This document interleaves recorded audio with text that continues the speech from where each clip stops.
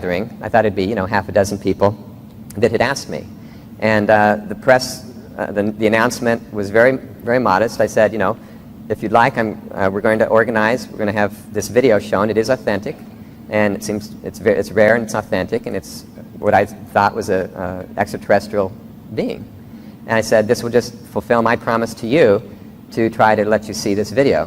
That was it, I didn't build it up. But the media itself built it up into this, ultimate proof of alien invasion, ultimate proof of extraterrestrial beings descending on Denver. And so right after that was sent out to announce the press conference 2 days before, the very next morning started out at 7 o'clock in the morning, and the interviews went from then until 7 o'clock at night, almost nonstop. And then at night, I remember it was about 1 o'clock in the morning, I had dozens of pieces of paper on my desk, all scribbled with interviews I was supposed to do the next day. And I just had to line them all up. And then the next morning it started again at 7 o'clock in the morning. And being taken back and forth in a limo to different TV stations, coming home, trying to brush my teeth, go back, do another interview, do a phone interview. And then the press conference started about 11. So then we did the press conference, and then the interviews continued throughout the day. And then by evening, Stan Romanek and I were asked to be on Larry King in a video link-up. And so we did. And then that was pretty much it, 2 full days. And then about that time, I was getting other offers, to go to New York City, do exclusive interviews and all that. And ended up going on David Letterman on June 10th. And then while I was there, Geraldo Rivera's group contacted me and had me go on their show. And so, this all unfolded from something, there's this all unsolicited media attention. And the only announcement I sent out was for that press conference to a handful of people. A few days after that press conference, I finally got around to looking at my emails, and there were 30 other interview requests that I didn't even see. India TV, and Moscow TV, and Popular Mechanics. And so the only way I can describe it or explain it is that when you tap into the power of the people, not only do the media pay attention because that's their readers, but it just seems that it gets this incredible amount of support. So that's pretty much how I got here, and that led to other things. And it was funny. There were 2 things that happened at the Letterman show that aren't commonly known. One was that while I was in the waiting room, the segment producer walked in, and he'd come in several times just making sure that I remembered to ask the question at the end of the Letterman interview that Letterman did not expect at all. It was a surprise question. And he came in one time, he said, "I just got a call from somebody at the Army." I said, "Really? Well, what'd they want?" He said, "They didn't want anything. The guy just said he was checking in." I thought, oh, well, which way is the exit here? I didn't know how to interpret that, but nothing happened. I went on and got to say what I wanted. And then later on, when I came home, I remember arriving at the show, and I sat in the front of the limo that picked me up just to chat with the driver.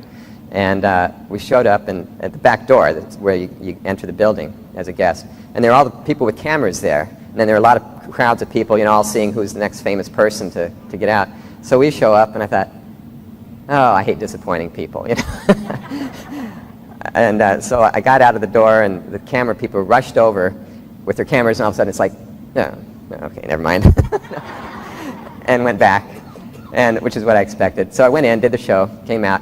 A couple days later, after I was home, I saw something on YouTube. I was kind of monitoring things because the media, the stuff that was going on the internet was unbelievable. There were all these hoax videos popping up. The real video of Stan's alien was not on YouTube or anything. He didn't release that, but he just gave everybody a still photo. But somebody was, hoaxed a version, and then other people were doing parodies on that, and some of them were very funny. And there ended up being like 250 listings of YouTube about this, and they called it the Jeff Peckman alien video, which it wasn't. And then there were like 4,000 blogs and 230,000 websites all talking about this in 24 languages. 147,000 websites in Spanish were talking about this, 4,000 in Arabic, thousands in Chinese. So I try to monitor this to see kind of what's going on. And so one of those videos was Jeff Peckman leaving the Letterman show. That's something you would say about Letterman, you know? Or Jay Leno leaving the Tonight Show. I thought, what in the world is this? So I pulled up the YouTube segment, and it showed the back door of the building, showed the crowd of people and the camera people. All of a sudden the door opens. I walk out across the sidewalk and open the car door, and I get in, and it was over. I thought, wow. You know, for somebody to think that something like that is important means that there's a lot of attention being paid to this. So that was really, you know, how I got here. Anyway, at that point, I could have just stopped everything because I was satisfied. People were paying attention to the Romanek story. I got to talk about the government cover-up. You know, more people were, it was just in the air. And it was, you know, on the front page, home pages of AOL and Yahoo and MSN. It was really quite in one of the top Google searches. So I was satisfied, but there seemed to be a reason to continue. So later on, that August, it was clear that there were some fundamental flaws or weaknesses in the ballot initiative. So I rewrote it. I revised it, set the standards higher for the people that would be on the commission, reduced the number, clarified a few things, and basically started over collecting signatures. And so then I had to have this meeting with the city attorney again. And one thing he pointed out was that if this ballot initiative goes on to May of 2009, it might be the only thing that people are voting on, because there's no candidates scheduled, no other initiatives, and it would cost the city at least $500,000 to hold the election. So I said, well, the city council can pass it, can't they, on their own, and avoid that cost. They could do that now, right? He said, well, yes, technically. I said, well, great, no problem. Now, but as expected, the city council, you just wonder who gets them dressed in the morning. I mean, they are, I won't go into that. I don't want to get negative. But anyway, I knew they weren't going to pass it, but it was important to give them the opportunity. And I said, okay, for 30 days, I'll just let them consider this. And I talked to a couple of them, and the conversations were ridiculous. But after 30 days, then that was pretty close to the election, and it looked like Obama was going to win. And so I just didn't do much with the new initiative. After he got elected, I immediately tabled it because it was obvious that there are a number of people getting in positions that were favorable to disclosure, and we'll just see what happens. And so at that point, I'd already decided that if we do it at all, it should go on November 2009, because even though I could justify putting it on in May because of the benefits it would provide, I know that cost would be used against it. So I just tabled it and said, okay, we'll wait and we'll just see what happens with the Obama administration. In the meantime, I applied to work with the Obama administration. You could go on the website, just apply for a job, and they were encouraging that. And there's a point, you get to a point where they list a lot of different departments and agencies and commissions that you could apply for. And if the one that you are applying for is not listed, you can enter it in this field. Okay? So I said, all right, I'm applying to be the project coordinator to set up the White House Commission on Extraterrestrial Affairs. And I just put that right in there. And I encouraged a few others. I know at least a few other people went in and applied for the same thing as maybe another position, media representative or liaison to Utah or something like that. And I just thought, okay, it's another seed crystal I'm planting. We'll see if anything happens from that. And I don't know that anybody's even paid attention to it. But also at that time, at that point, I had to find something to do. So I applied to, on Craigslist, I found this opportunity to write articles for Examiner.com. Now, Examiner.com is owned by Denver billionaire Phil Anschutz as just one of many things that he owns. A lot of sports teams, the San Francisco Examiner, Regal Theater chain, a lot of stuff. And so I thought, all right, I'll see what happens. Well, a couple days later, I got a call, and it said, and you're supposed to enter something that is, what would you write about? In 250 words, give us a sample of what you'd write about. So I wrote about disclosure of UFOs. And I got a call a couple days later, said, we'd like you to be the Denver UFO Examiner. I thought, okay. And it pays a little bit, depending on how many people read your thing. I thought, I might get $100 a month. And so, but the opportunity just to write articles was a good enough reason to do it. So I started writing articles, and almost from the beginning, these articles started ranking. When you go on Google and you do a search on UFO, and the first thing you'll see is all the articles, 3,000, 4,000 articles listed they're ranked by relevance, okay? You actually have to click another button to see them listed chronologically. So if you do that, then the most recent articles get posted. But my articles were all coming out number 1 out of 3,000, 4,000, 6,000 articles. And so I thought, this is great. So I was inviting other people to do it. So then Michael Salla was the next person. He became the Honolulu Exopolitics Examiner. Then his articles started to get in and rank number 1. And then Alfred Weber, he was another one. Then Larry Lowe, he's with Phoenix. Now and Alfred's the Seattle Exopolitics Examiner. Larry Lowe is the Phoenix UFO Examiner. I know Rebecca Hardcastle, I think, is going to start soon, and Niara Isley in Durango, Colorado, is going to become the Denver Exopolitics Examiner. And the interesting thing is, at first it just looked like a blog. You know, you go on, you type up something, and it gets picked up in the blogs. But this gets picked up as news.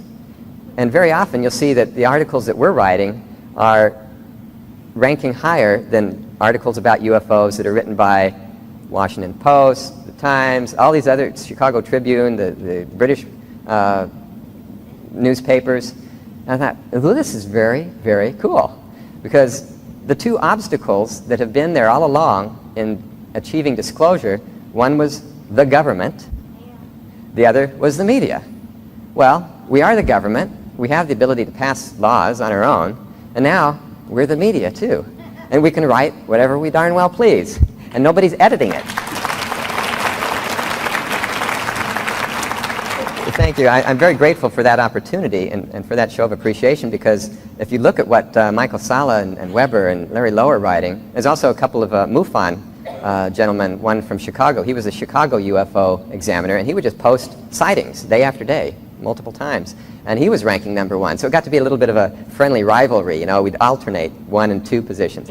Now, the interesting thing is in Denver, there's probably by now, there's about 180 examiners. This was founded in Denver just last April. There's about 180 examiners. So you've got your Denver Pet Examiner, your Denver Broncos Examiner, your Outdoor Recreation Examiner, your Sex and Romance and Beer, and you know all these other examiners, all these different kinds of categories. And for the entire year up to this point, I started in December, but from January 1st to now, the Denver UFO Examiner ranks number 1 out of those 180. That means people are paying more attention to UFO articles than beer, Denver Broncos, sex, weather, shopping, cars, all these other things. And it's the same in Honolulu and Seattle and Phoenix. They're all ranking right up there, number 1, right up there, in their local market. And then in the category, they're divided by categories. So there's politics and there's technology. Larry Lowe and myself, we're in the technology category. And we're dominating that category of all the technology examiners nationally. Alfred and Michael are dominating in the category of politics that they write in. So this is grassroots journalism combined with grassroots lawmaking, and we have the power to get this done and to get these messages. And their articles, I mean, they totally outclass what I do. I just grab stuff that seems interesting, but they have in-depth articles and very, very powerful stuff. So when those children study these ballot initiatives, they're going to be looking for articles, and they're going to find the top-ranked stuff, and they're going to see Michael Salla's stuff and Weber and all these people writing. So now I want to get quickly to the strategy itself. What I'm going to propose is that disclosure can actually happen. We can take a quantum leap towards disclosure during the first 100 days of the Obama administration, which would end almost on the exact day that I submitted that ballot initiative last year, and that a vast amount of disclosure and a vast number of the population of the U.S.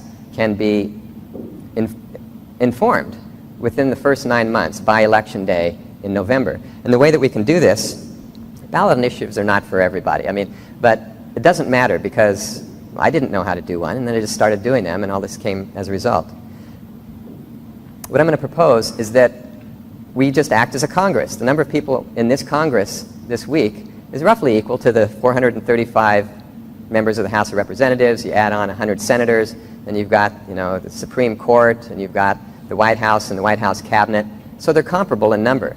We can become that Congress that discloses this to the people. And there's plenty of information. I mean, imagine what would happen is if a large majority of the population of the United States knew as much about UFOs, all this information, as we've heard even just in this week, all right? It would totally change the dynamic of what's going on. The money being siphoned out of the Treasury, the opportunities for clean energy, the opportunities to interact with extraterrestrial civilizations. People don't know that, partly because they don't think they have a reason to know. They don't see any direct connection with their daily life. But when you see that people are losing their jobs, they can't afford their energy bills, businesses close, and this is just a snowballing effect. At the local level, person to person, I think we can achieve disclosure much more honestly and effectively than anybody at the federal level. I think that's a task that we can do, and we can do it better. We can do it on our own terms. We don't have to wait. We don't have to just sit on the front porch of Congress and the White House and beg them to pay attention and to do the right thing. We know what the right thing is.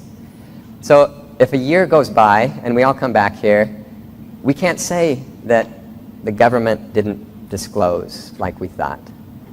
We now know that we have that ability to do it ourselves. And we have nobody to blame if it doesn't happen in this year, because the government doesn't have all the best stuff. They don't have all the evidence, and they can't keep us from sharing that evidence that we have. And we have a lot. And I think we'll find more that surfaces over time. So I'm going to just kind of tie this all together with a simple plan. If you go to my website, extracampaign.org, that's the main campaign website, you'll see a couple of buttons there. One is how to get paid writing for Examiner.com. And that will lead you to another section where it describes what to do. The other button is how to start a ballot initiative. Okay? There's so many different rules in doing a ballot initiative that are unique to that particular town or city or county that it's impossible to coordinate from a central office. It's just you go there, you look, you find out if you have ballot initiative rights, and you find out how to do it. Then you can take the text of the initiative that has already been presented, and you can just change the wording to fit your local circumstances, change the name of the city, shorten it if you have to, do a completely different thing. And all I'm going to ask you to do is just find out how to do it, create a draft or final version, and then just submit it. Don't worry about whether or not you can find the people or the money to get the signatures collected, because stuff can start to happen. That's your seed crystal in that perfectly still pond. And miracles start to happen. There's a few strategies I want to mention. Charter schools. Now, there's all kinds of charter schools. These are state-funded schools that get set up independent of the school system. And very often they'll have a particular theme, science, art, whatever. They'll teach the core courses in, core disciplines, mathematics, science, history, all that, but it's in the context of art or something else. I would say find out if you have the ability to set up a charter school. Then, find out what to do to set up a charter school. Find out if there's a school that's available. There's a lot of public schools that are closing. And what you'll find is that there's all kinds of ideas that will come up, So just call it something. Call it this. You want to set up the Starfleet Academy. You want to set up the Exopolitics Academy, the Star School. Just give it a name, and then grab some statistics and some information and some polling information. Say, we know there's a lot of interest in this topic from the youth. And we'd like to set up this whole thing. Now imagine if the history class involved digging into Glenn Kimball's thumbnail drive of archive of documents going back to eternity, beginning of time, and then you have David Sarita's, teaching space science. Who would ever drop out of a school like that? That would be exciting. And a lot of people would go crazy. The adults, get you people, just go away. But the students, I think the students, you'd probably be overwhelmed with interest. So just explore that. Another one is small claims court. Now, in Colorado, every county has a small claims court, and People's Court TV is a very popular thing. And it's where a citizen can pay a few bucks. In Denver, for $31, you can file a small claims lawsuit against someone. Now, you can also, if I have that part of it,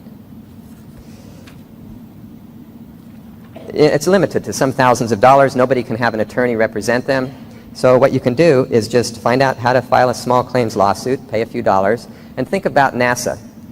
In Denver County Court, you can sue any public agency or department or any employee that works for a public agency or department.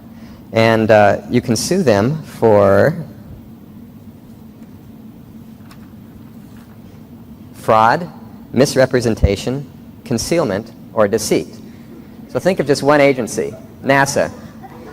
Now, on NASA's own website, now I took this from, I think, their 2002 mission statement or something. They said, this was a good laugh. We are honest and ethical in everything we do. Just put it right out there like that. But we know that and then also they get over $17 billion a year in funding. And that works out to about $50 a person in the United States. I think that's how I calculated it. And one of their other parts of their mission is to look for signs of life in outer space. But we know from the whistleblowers that when they get images, photographs, and video footage that have UFOs in the background, they erase those out or they destroy the photos. So here they are. I mean, think about Enron. You know, what's the difference? You say, we're looking for this, we're honest, we're looking for this evidence, and we need another $17 billion this year to find it. And then they find it, and then they erase it, you know. Okay, we don't really have it. And then they come back for another I mean, anybody with even a half a brain of a banana knows that that's fraud, you know? And deceit and misrepresentation and concealment. So I would propose that if anybody, you know, has the interest, to just scope this out and see what you can do locally and come up with some arguments. Just because somebody does it in one place doesn't mean that other people can't do it in another place. Now, they may say you don't have standing. The thing is, this becomes a focus for the media. Somebody's revealing that NASA is defrauding everybody, but they don't really have the right to sue NASA. Well, at some point, you're going to reach a critical mass of people saying, what? We're being defrauded and we can't do anything about it? Well, who knows? Somebody might take on the task of creating a class action lawsuit out of that. But on an individual level, these are strategies that don't cost anything or very little, and yet have a huge amount of leverage in terms of getting media attention or just gathering other like-minded people and organizations to rally around the cause, just like the ballot initiative in Oregon. All of a sudden, it was a focus for everybody. But the ballot initiatives is really the most powerful. Women gained the right to vote in Oregon and Arizona because of ballot initiatives.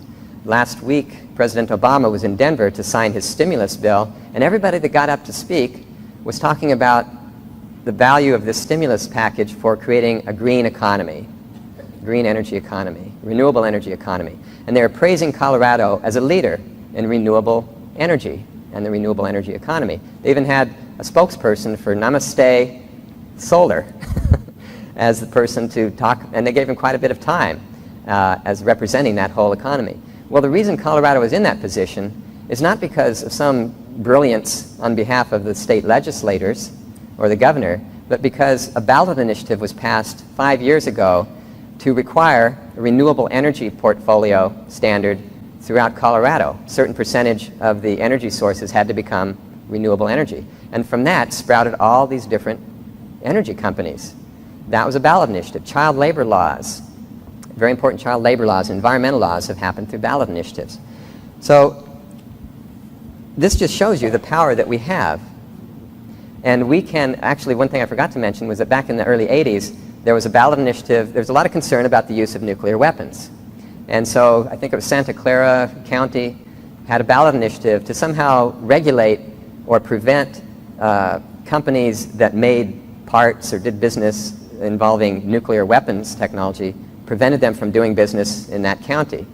Now, I don't know if it passed or not, but I think by the next year, within 2 years, there were about 200 similar ballot initiatives written in different ways, approaching the problem in different ways. And I believe it was 1984 then, out of about 18 million people that were voting, 10 million of them voted in favor of these various ballot initiatives. It was called the Nuclear Freeze Initiative. It was sort of all under one umbrella. So imagine, think about what has happened with the publicity and the discussion that resulted just from one person taking one document quietly into their city office without telling the media, and multiply that times 10 or 100. And it's actually exponential because they reinforce each other, and then it becomes a huge movement. Now, right now, Obama's not saying anything. He's not responding. But I can assure you, he got to where he is because of community organization, community organizing. And he's counting on that continuance of community organizing to implement various programs that he has on his agenda. I don't think, well, I do believe that Obama will get involved in this disclosure effort, but not until we do, in a real visible way. If we had the same level of activity as the nuclear freeze movement, and by the way, one of the things they're concerned about the most, they didn't just go away, they kind of merged into an organization called Peace Action. It has 100,000 members, and one of their objectives is to prevent the weaponization of space, right? So right there, you've got an overlapping interest with this very large group, and don't be surprised if they show up and say, hey, we see what you're doing, you're taking initiative, and now the timing is such that it seems like we can really make a lot of progress with the Nuclear Freeze Initiative, as well as a disclosure of all this UFO stuff, because they're concerned about that as well. So now they have a potential alliance, not only amongst, with us, but 10 million civilizations who are all concerned about weapons, nuclear weapons in space. So these would be the 4 different categories of things that can be done. The charter schools would be interesting. There's a lot of curriculum. If you're interested in developing curriculum, maybe you can gather together with people and start hammering out an outline of curriculum for a school that would be centered around these topics, with, and integrating that into the core disciplines. Small claims lawsuit, that's something you don't need any direction on. You just go to your county and figure out how to do that. But these ballot initiatives, find out how to do that. You can take an initiative, use the language from my website. There's just another button that says Denver Extraterrestrial Affairs Commission, and that will come up with the PDF that shows you the full 3-page document. And if you're interested, then I can send you a Word version, Word document, so that you don't have to rewrite everything from the PDF file. You can just plug in some different words. Sign up to be an examiner. Now, this is going to cost something, but I want to tell you right now, it doesn't have to cost you anything. Examiner.com is trying to get 12,000 people to be examiners across the country. And so a couple of weeks ago, they started a referral program where they provide a $50 incentive for to somebody who recruits each new examiner. Now, if in the size of group that the people that are here in this Congress, whether it's these people or friends of yours back home, 600 people becoming examiners ready to start reporting about these ballot initiatives, about this whole issue, even, talking about doorknobs most of the time, but every once in a while talking about extraterrestrial doorknobs. I mean, just starting to flood that whole field of media with all these related articles, that's about $30,000. Now, this is what $30,000 would accomplish. First of all, it would get one of the ballots on in a major city. Denver would be a good place because we're ahead of it, but it could be Palo Alto, it could be Phoenix, it could be Portland. Paid petitioners, if you have a strong group locally, you can do this job on your own.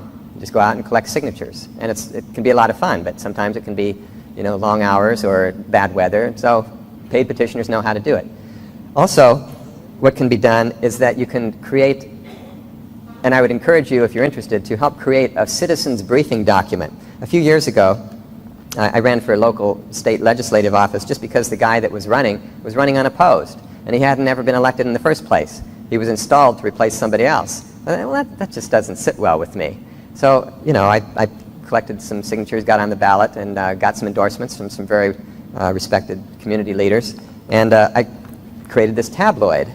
Now, this is 11 inches by 17 inches. It's 8 pages. And each one of these, and then I printed up, raised some money, printed up 20,000 of them, and I delivered about 5,000 of them myself, door to door. This only costs 7 cents. How much information can you get on 11 by 17 pages for 7 cents and deliver it to a household and put in there the kinds of information that you would normally only hear in a Congress like this or on the internet if you know where to look? How much this disclosure or the lack of disclosure has cost us? What are we being denied in benefits? Putting in whistleblower testimony, all these things. So this is something that can be done, and that's going to cost something. But, for $30,000, so the idea is that because Philip Anschutz's company is willing to pay $50 for each new person that becomes an examiner, what if collectively we come up with 600 examiners and funnel all the money into jump-starting this whole strategy of these multiple ballot initiatives? So that way we've got the initiatives out there, they're getting media attention. We're also, as examiners, writing about that. And we can even send the same article out to everybody and post it because it comes up as a local thing. And then they just list it in a different part of Google as sort by date with duplicates. And then even if it's exactly the same article with the same headline, you'll see pages and pages of that coming from cities all over the country. So those are the ballot initiatives, writing the examiner columns, and creating this briefing document are three of them. The fourth one is that there's going to be, well, the conferences now. I think this would totally change the character and the increase the effect of the X conference coming up in April. As well as there's another conference called A Galactic Gathering, and out on the table you'll see flyers for this conference. It's going to be held at the University of Denver, and it's being held, sponsored by the Institute for the Study of Galactic Civilizations. This is a relatively new organization. The former president, the founding president, was the late Dr. Maury Albertson, who passed away just January 11th. And it must have been a very auspicious moment because January 11th, if you remember, was described as being perhaps the brightest full moon of the year, and for a long time. There was another very bright full moon in December, but this one, I happened to be outdoors at 1:30 in the morning that night, and it was almost like, it felt like daylight. It felt like, you know, a cloudy day, but during the daylight it was so bright. And then I found out that he had passed away that day. I thought, wow, to go out in that much light, you know, it's almost like he added a bunch of light as he left. And so it's going to be done in honor of him. And the University of Denver, I think, is the only place outside of Stockholm that has had a large gathering of Nobel Peace Laureates a couple of years ago with a group called Peace Jam. So it was felt to have a very dignified, scholarly setting for that conference, and so you can get a flyer on that at the table. The last thing I want to talk about, and I've got 15 minutes left. I do want to take a couple questions if there are some, but the last thing is this was entitled, you know, how to get the message of extraterrestrials to the masses by going over the heads of the feds. Well, now you know how to get the message out there to the masses, and you also know that what's over the heads of the feds are all of you, all of us, we the people. We are that only legitimate fountain of power in this country. But the other thing was how to make sure that the path was well lit. And there's really two aspects of that I want to talk about just for a few minutes. One is that PR companies, I don't have as much time as I wanted to talk about this, but write down PR Watch, PRWATCH, prwatch.org. There's two guys there that are just expert investigative journalists, and they're so trusted in their integrity that they get leaked documents of PR strategies that are crafted to discredit individuals, organizations, and entire movements. Look up raisins, chlorine, Persian Gulf War, and a PR firm named Hill and Knowlton. That's Knowlton, Hill and Knowlton. Hill and Knowlton, in the first Persian Gulf War, they were representing the United Arab Emirates, I think, or Kuwait, maybe it was Kuwait. And there was a well-known news segment of a young Kuwaiti girl talking about how Iraqi soldiers had come into a hospital and taken babies out of their incubators and put them on the floor. And it was a terrible thing, and it stirred up a lot of anger, and it was really considered a pivotal thing in getting the U.S. involved in that war. But the thing is, that never happened. The whole thing was staged as a congressional hearing by this PR firm. So just remember, and the raisins, some guy discovered there's dozens of raisins, the dozens of toxic chemicals on raisins, so he wrote a book about it. So California Raisin Board went after him, and somebody pretended to be his representative and called all the places where his lectures were set up to cancel his lectures. And if that's what they're going to do for raisins, you know, you can imagine something that's going to affect the fossil fuel industry, the nuclear weapons industry, all of the weapons, pharmaceutical industry, you know, they can get kind of nasty. But I'm just telling you to read through that, pick a few articles, so that you'll know that when you see an article series of the type that showed up in Popular Mechanics just recently, their whole March issue is on UFOs, you'll see that it's just part of a campaign to disrupt what we're doing, to discredit people, and to turn the attention away, you know, so that this doesn't get disclosed. But in that, because there's so much negativity, they can send people in to infiltrate organizations and stir up a lot of negativity and pit people against each other. It's written in their documents. It's, okay, now we're going to send this group in, and we're going to get these doctors, and we're going to discredit this person, and we're going to disrupt this conference and all that. So when you see this kind of negativity showing up, you might as well consider it to be part of a bigger PR campaign to discredit everything that we do and who we are. So just be alert to that, and stay focused on the truth, and be respectful of each other, and argue the facts all you want, but don't tear anybody down, because that just feeds that energy. So really, the part of lighting that path is to be respectful and to pursue this with an eye towards what is the truth, and to do this on a foundation of love, because ultimately that's what it's all about for our civilization, for the extraterrestrial civilizations. We keep hearing that over and over again. The other thing I want to talk about briefly is a technology that is quite new. It's called Metatron technology, and it is a technology of light that has its origins in the divine or celestial realm. Now, the developer of this technology is here today, and he'll be here for a few days. He'll be at the booth talking about it. His name is Ronald Hall. Ronald, would you please stand up?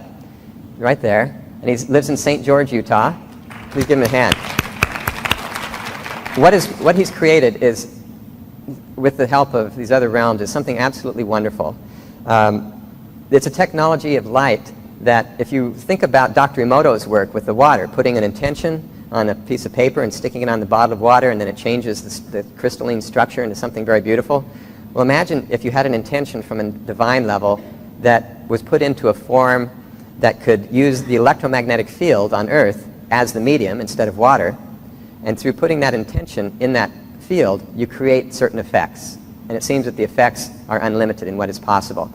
There's different programs like the Metatron stress-free computer workstation. You download, and this is free. The things I'm telling you about, right, are free. There's other versions for larger applications that cost some money, something you can carry with you or put in your car, but there's several things that are free.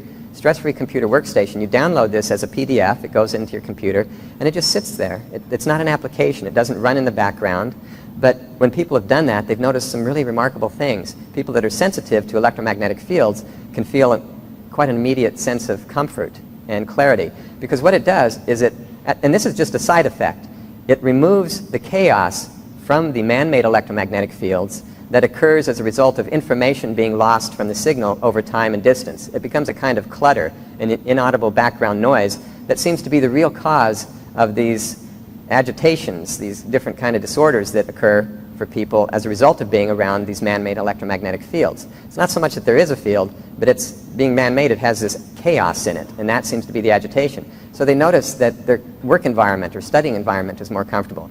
Metatron stress-free computer is another program.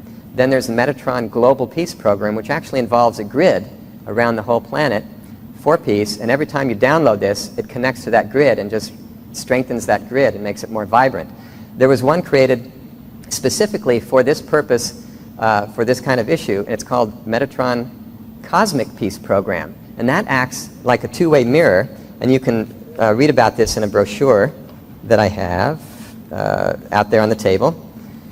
This is one brochure that describes the general technology, and then this other one that's actually inside has this picture of sort of the backlit map of the world.